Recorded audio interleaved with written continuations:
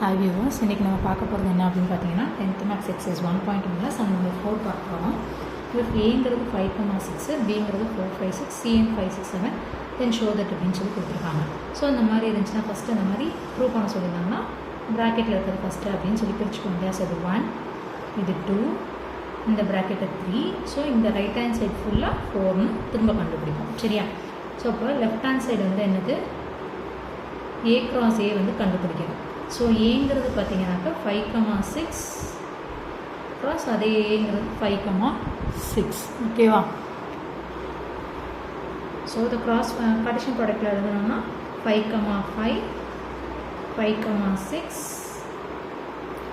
6,5, 6,6. So இது left hand side முடிஞ்சு போச்சு A cross A. ஓகேவா? அண்ட் ரைட் ஹேண்ட் சைடு வந்து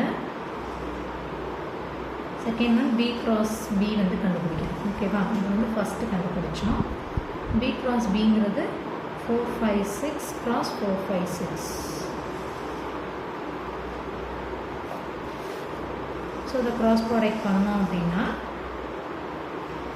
4,4, 4,5, 4,6, 5,4, 5,5, 5,6, 6,4, 6,5, 6,6. இங்கே இருக்கிற ஒன்றொன்னையும் இங்கே இருக்கிற ஒன்றோட பேர் பண்ணணும். இதுதான் வந்து பார்ட்டிஷன் ப்ராடக்ட்டு.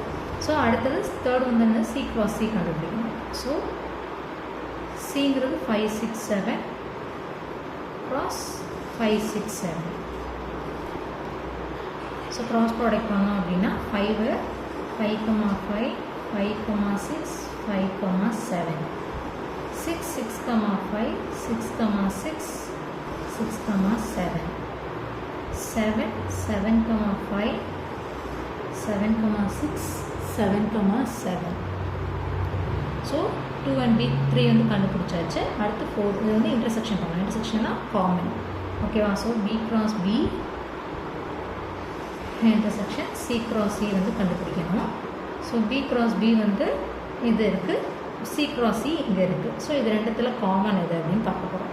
இங்கே 4,4 இல்லை, 4,5 இங்கே இல்லை, 4,6 இங்கே இல்லை, 5,4 இங்கே இல்லை, 5,5 இருக்குது, 5,6 இருக்குது. அடுத்து 6,4 இல்லை, 6,5 இருக்குது, 6,6 இருக்குது. ஓகேவா? அந்த 4 தான் இருக்குது. ஸோ அதை வந்து நம்ம எழுதணும். 5,6, 6,5, 6,6. ஸோ 1 and 4 இது வந்து இதுதான் ரைட் ஹேண்ட் சைடு ஃபுல்லாக கண்டுபிடிச்சது. ஸோ இது ரெண்டும் பார்க்கும்போது which is equal left hand side equal to right hand side. Hence 4. Okay.